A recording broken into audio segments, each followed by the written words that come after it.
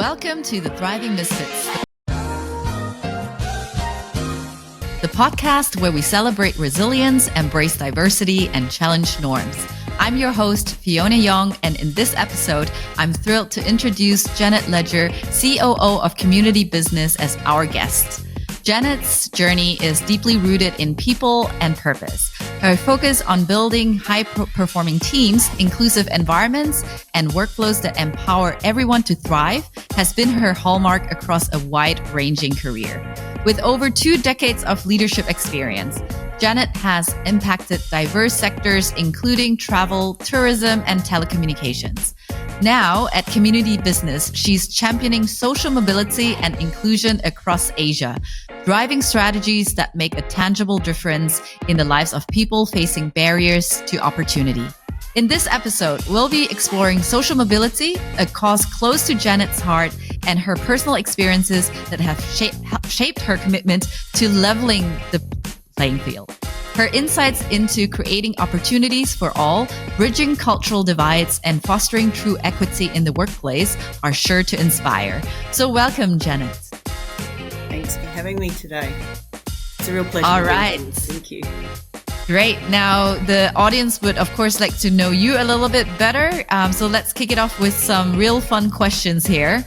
So if you could host a dinner party with 3 people who have influenced your views on DEI, who would you invite and why? So this is a good one, and I reflected on this one for a while. So the first one would be an author called Naomi Wolf. She's a third wave feminist writer.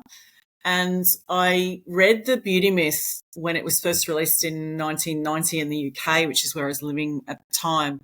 And it really opened my eyes to how society had constructed views on what women should look like in so many ways. And then also what the downstream or what the impact was then on us, you know, both financially and then also how we turn up.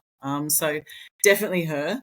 The other is a guy called Lyndon Murphy, who's an academic in Australia in Indigenous studies. I spent a lot of time with him. I grew up with him when I was a kid and in my early teens. And there's probably, you know, when I reflect on my own personal journey, you know, he spent a lot of time with us when he was a teen himself. And he's certainly influenced my views on Indigenous people in Australia, which is such a complex subject and not something that a lot of white people get close to, and certainly not in the 70s and 80s, which is really like my formative years. So I'd love to, and then when I recently did some uni studies or finished my undergrad, I did a semester in Indigenous studies. And it really dawned on me how much colonial settler history is what's taught when I was a kid. And so with Lyndon, it'd be great having that sort of childhood relationship with someone to actually ask him questions that I probably didn't even know to ask when we were growing up together. And then the last one is David Bowie. He was one of the first really famous people to kind of challenge normative views on gender and orientation. And was a living, breathing example of fluidity of identity. And, you know, I always felt like a bit of a misfit as a kid, and I loved everything about Bowie and his music. And it was something that I could disappear into and feel safe around. So they would be my 3. I'm not sure how they'd get along, but they'd be my 3. Definitely a very diverse crowd that you have put together there. Fantastic. Now let's take a trip down memory lane. Could you share a little bit more about your childhood and how your working class background shaped your views on opportunity and success? Sure. So I was born in the mid 60s, smack bang in the mid 60s, and my parents bought a home through a loan from the Queensland government for public servants, which is like a low interest loan. So it was a social mobility program in and of itself. And, you know, they up until then we lived with my grandmother. And it was all they could afford. And it was a long way out of Brisbane, and it was in a pretty poor area. And then in the 70s, there was a lot of public housing built in and around where I grew up. So it was also really close to one of the immigrant hostels in Australia. So when Australia had various different waves of migration, they would house the immigrants and the refugees in camps that were adjacent to suburbs in Australia. So it was way before the way they treat refugees now, which is, in my opinion, pretty appalling. But, they basically was sort of almost like halfway places while people could then integrate into the community. And so we had a large one right near where I grew up. So it was sort of a fairly ethnically diverse and culturally diverse area that I grew up in. And it was pretty underprivileged. So, I had two working parents. Dad had 3 jobs. Mum had 1 job. And so going to school, like I had kids in my school who had maybe 3 sets of clothes. So, a school uniform, play clothes, and then something for church on Sunday. So, it wasn't but we had everything we needed. And it really wasn't until later in life that I had an understanding of where I sat. I certainly didn't feel as though I was underprivileged, and we weren't. We had everything we needed. Yeah. But I had a real sense of sort of fairness growing up in that household around appreciating what we had, but then also mainly because I had so many people around me who had a lot less than I did. So, so that certainly had a really big influence. And then I think also having 2 parents that 2 hardworking parents. It was pretty unusual having a working mum in the 60s and 70s. Like most of the kids I went to school with didn't have mum working. So, yeah. Thanks for sharing that. And I mean, it reflects back also, and it resonates with me because both of my parents, they were also working like, it felt like 24/7 because they owned a restaurant in Germany. So I grew up in Germany as a third culture kid in the 80s. And at that time, I was the only Asian kid in school. Definitely stood out like a sore thumb. And my parents, they were working really hard.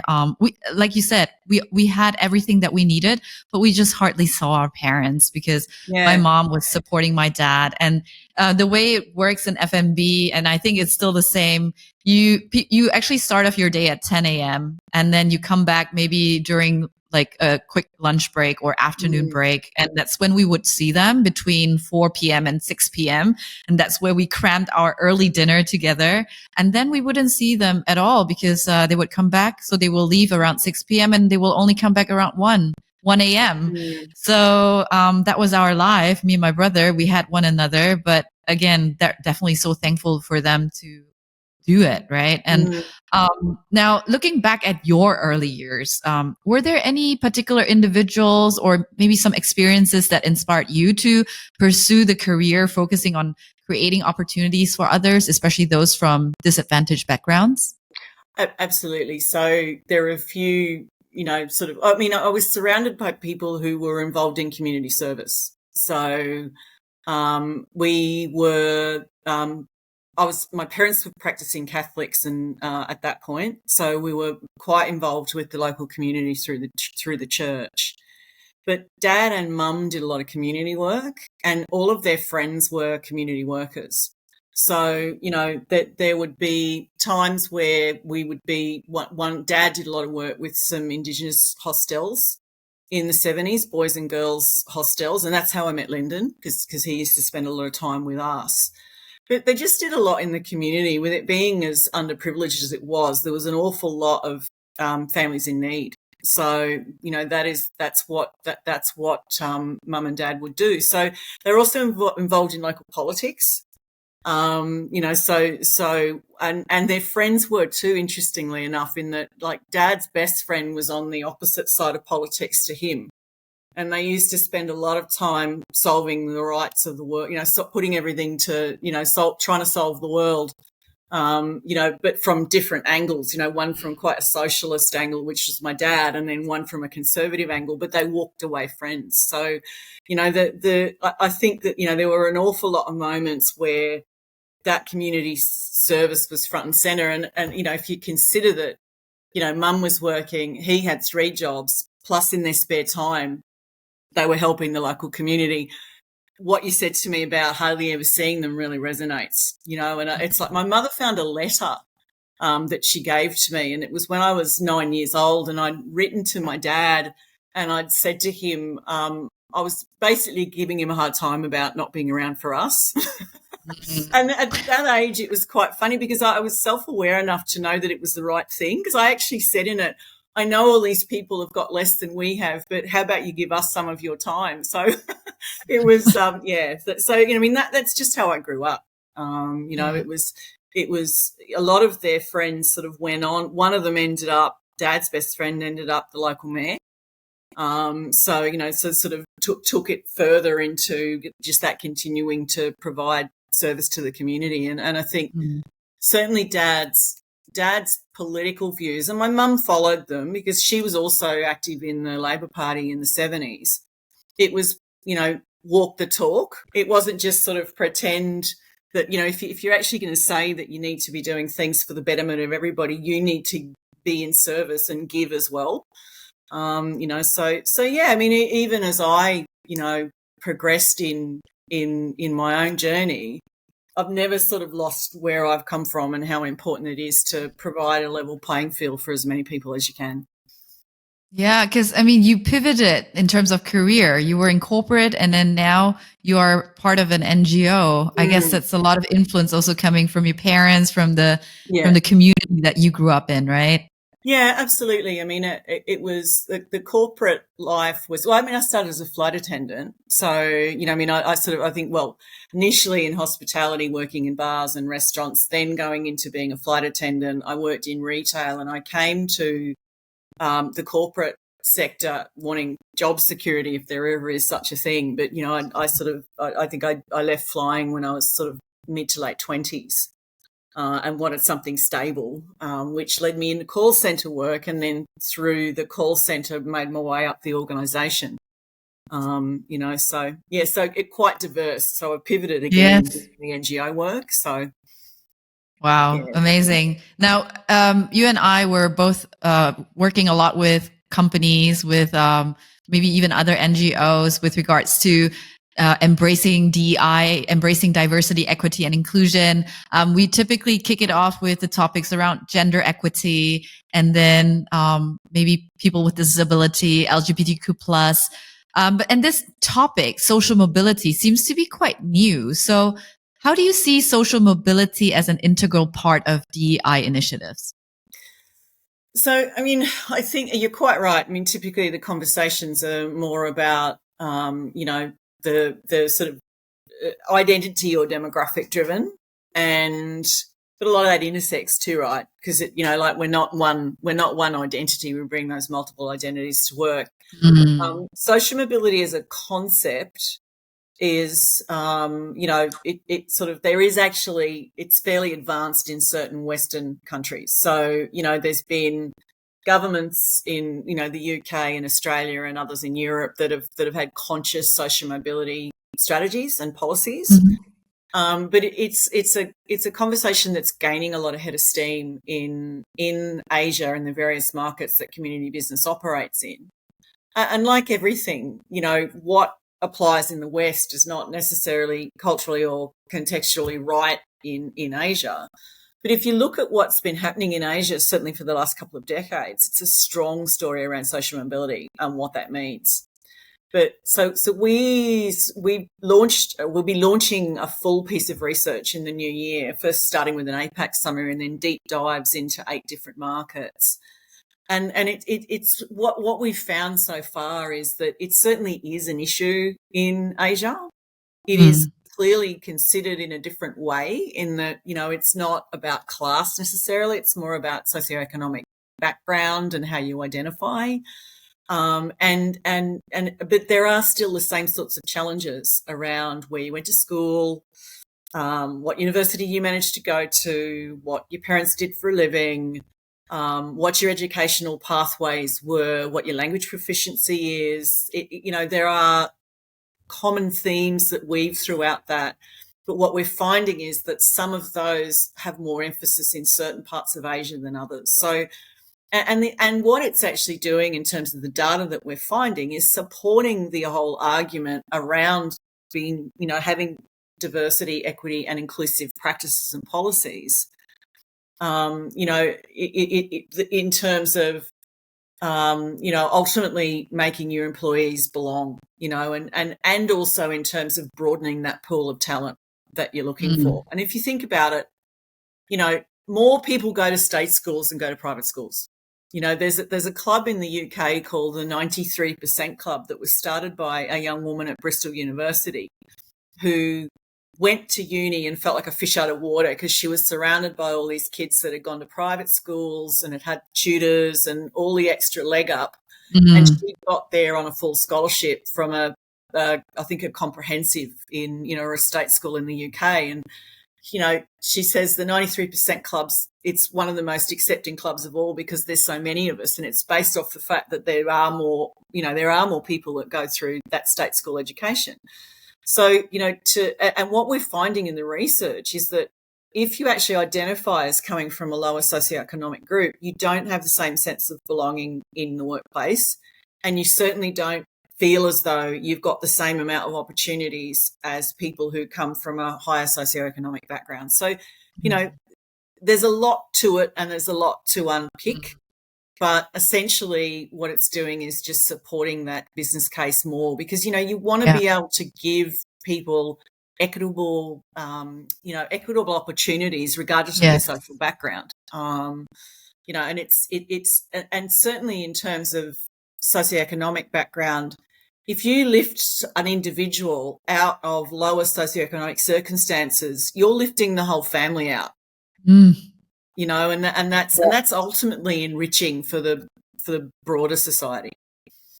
Absolutely. I mean, I've just had a conversation with my neighbor here. Her family is in the Philippines, and she mentioned to us that she is still the only one who is actually providing for her family back in the Philippines, even though she has her own family here already. But it's still kind of somewhat expected of them. And it's also a conversation that I recently had with friends from the UK who do not get the concept that we're actually paying allowance to our parents, right? So it's that contribution that we still need to actually be mindful of, even when we look at our own finances. Now, when we talk about social mobility, it's often discussed in terms of education and also access to opportunities. But how do you see it playing out in the workplace? Like, what can organizations or even leaders do to foster it? So if you think about the employee life cycle, right, it's something that you need to be thinking about, as you're bringing your employees through the door. So, typical recruitment cycles are rightly saying they're merit-based, right? Which they should be merit-based. But if you've got a resume from a kid who's gone to a tier 3 university and got brilliant marks, and a resume from her kid who's come from a top university and got sort of okay marks or even brilliant marks, typically that tier 3 university kid's going to miss out. There's lots of research that shows that even the address that someone puts on their CV, that, in terms of the suburb that they live in, there can be discrimination. It goes further than that. There's also, there's other markers that will, so look at things like, look at things like, sort of cleaning, like sort of blind CVs, where you're removing those identity markers out of it. There's other businesses that are looking at things like almost like a apprenticeship as opposed to someone coming in with a degree. There's law firms that are bringing in, associates or bringing in clerks that they can, 5 years later they've got a law degree without stepping in foot, in a uni. When we're seeing that. And it's certainly playing out in the numbers that we're getting out of our data around belonging. The working class people or people from a lower socioeconomic background will typically be grateful they've got a job, as opposed to people from higher socioeconomic backgrounds that are coming already asking questions around self-fulfillment. So they all even come at work from a different angle. And there's also things like assumed knowledge. So if you've had certain advantages in your childhood and then through, say, for example, you've actually had parents in decent paid white collar work, there's certain stuff you take on by osmosis about how you turn up, dress to work, how you manage your career, how you approach conversations about your pay, how you apply for, when you think you're ready for, advancement and things like that. You grow up around that. You kind of know how to play the game, right? But a kid whose parents worked in a factory or in something, they're not going to know how to do that. So I think it's being mindful of leveling that. So, we're seeing things around, look at more competency-based factors as opposed to the other, those other sorts of markers that you might necessarily look out for. And then it's also just strengthen up your DE&I, because, strengthen up your programs around inclusion. And I'd say a final word around leadership as well with that question, in that we know that typically people hire people who look like them. And I don't mean necessarily, or people that they're comfortable with. No, it's the affinity bias, right? Yeah. The similarity bies. Yeah. So check your biases and then have some interventions around leaders to, so that you are challenging, are you sure that's who you're really looking for? It's hard. I know. I mean, I was an operational leader the whole time I was in corporate. I wasn't in HR, and, you're under pressure to hire. But, I really appreciated that sometimes I might have to take a bit longer to find the right breadth of diversity in the candidates and then get the right mix within the team. Absolutely. No, I like that you mentioned that. And, this affinity bias, we need to be much more aware of that, especially if we're hiring managers. It's not just because we went to the same Ivy League school that we should hire them, right? It's just something that we need to be mindful of when we're recruiting people, not to only focus on that. But also I like what you mentioned about, people not really them being already very happy to have a job, right? Earning that paycheck. So they're not necessarily striving towards that next promotion. And this again brings me back to the conversation that I had with my friend, who is providing for her family in the Philippines, because I actually asked her to join my lean-in circle here in Penang. And she told me that she doesn't even know how to contribute to the lean-in circle, because for her, she's just happy to, not happy to have a job, but she's just happy in her job. And she doesn't even think about what's the big picture purpose of her life, because for her, what's most important is really to be that support system for her family in the Philippines. So I think it's that Maslow hierarchy of needs. You need to have that foundation first before you even think about that self-actualization. Absolutely. Yeah, absolutely. And I mean, and it really wasn't, these are sorts of concepts that wouldn't have even dawned on me starting my career. It's because it is about the paycheck, sure, you want something rewarding, but, you're growing up with that kind of suck it up, it's sort of, just work hard, so yeah. And the other sort of thing with someone from a sort of a lower socioeconomic background as well is, aside from what you already touched on around, you don't know how many family members they're supporting. As you move up that ladder, if it's a ladder, because, there's sideways moves, there's upwards, there's downwards, you also get in that point where if I take my own example, I've never forgotten where I'm from, but I don't belong there anymore. So you've also got that kind of, families might not understand the pressures that the individual's under. You don't belong in one world and you don't belong in the other. That's right. Yeah. And that's what makes us misfits, right? Yeah. Now there are misfits who are listening in and who may come from a lower socioeconomic environment. What kind of key mindset shifts that you went through, which one has actually helped you to move up in your career? Because I think it's really important that those who are identifying themselves as working class individuals, that they also adopt these mindset shifts. So what are some of the things that helped you? So, I guess it's knowing your worth. I mean, a trait of, and that's a hard thing for someone who comes from a lower socioeconomic background. So, if you've not come at it from a traditional route, like that particular university or parents who had a similar career, firstly, you need to get to the point where you're kind of like, I deserve to be here. You know, like I've earned my spot. So if hard work's what's got you there, pat yourself on the back. That's awesome. You know, but I think the sorts of things that shifted for me, because I went through, and still do, if I'm honest, you know, I still have that sort of imposter syndrome like a lot of people. How the hell did a kid like me get here? You know, but I also had quite a strong sense of self. And also I took a lot of responsibility for my own development, you know, and I think that comes from no one's ever going to give me a leg up in life. So I need to work this out for myself. So, you know, I did take my own development very seriously, and I used to ask for a lot of things. And sometimes I don't even know where that came from, because it certainly didn't necessarily, you know, I mean, I guess having done I think you can't not do an undergraduate in psych and not self-examine, you know, but I think for me, what probably gave me an advantage, you know, in terms of my upbringing, I was the firstborn. So with two working parents, when you're the firstborn and you've got siblings, you've got additional responsibilities, and you get them at a really young age. So I naturally had a really strong sense of responsibility. And I think also being the eldest, I you know, I had a bit more confidence, because I had been entrusted with so much responsibility. So that certainly helped me.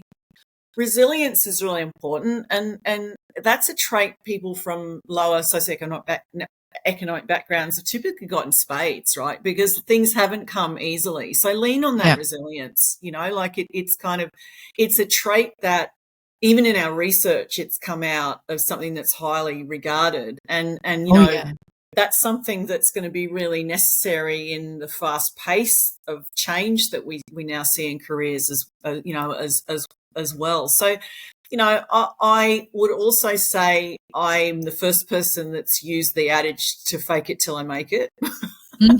Oh, yeah. You know, because it's just like I might be trembling inside, but I'm trying to show, you know, just, you know, sort of don't, you know.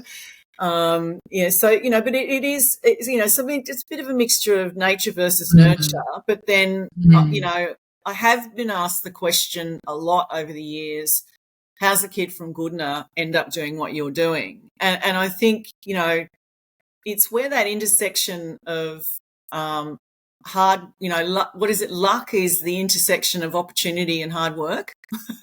So I love that. So if I saw the, you know, because I'll just brush it all off as I guess I've been lucky, but it hasn't been luck.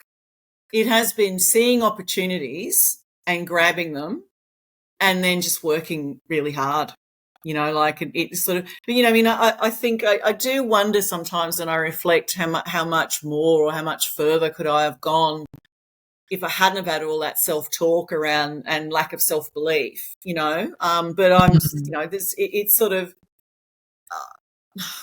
I'm going to generalize here, but I was always less worried about my own career and as worried about the career of the people I led. And I would often get criticised by sometimes my mentors around that, you know, that stop pushing your people forward. You're the one that needs to be the one in the room and up the front and all that sort of stuff. And, you know, I can sleep at night and I can feel good about the fact that I actually did put as much attention into the people who I led as I did my own career, you know, because it feels right to be helping other people along on the journey, you know, because absolutely, it wasn't easy, particularly being around so many, you know, I mean, I was in a heavily engineering, heavily male dominated part of an Australian company. And that took a lot of resilience to work my way through that. So, you know, there's not sort of one thing, but, you know, if I do kind of think on that, you know, is it luck? But no, it's really the luck being the intersect of of opportunity and hard work. That one is a very powerful mantra and quote. Love it. And I'm so glad you didn't listen to your mentors, because one of the most powerful things that I've actually learned from one of my mentors is he mentioned to me that if you are a leader, you're going to create heroes. You don't have to be a hero yourself. And that for me is so pure, so genuine, and it works, right? And you will develop your people, you will develop your team members. And if you see them rise, if you see them thrive, I think that's it's so much more meaningful, right? Oh, Than you. absolutely. Yeah, absolutely. I mean, I had there's been a lot of, I left Telstra in 2018, and my last sort of 4 years were here. And, I saw a person that, was he worked for me for quite some time. And he said to me, oh, it's changed an awful lot. He said, actually, the leadership that they've now got, he said, it's a bit like what you were doing 10 or 15 years ago. He said, so you just need to be thinking that you were ahead of your time. And I'm like, that's really sweet. 'Cause it did feel like really pushing against something, and that, being, I guess you get more out of seeing teams and people evolve than the individual accomplishments. It's always felt better to me. Definitely. So with that, thank you so much, Janet, for your time and for your sharing.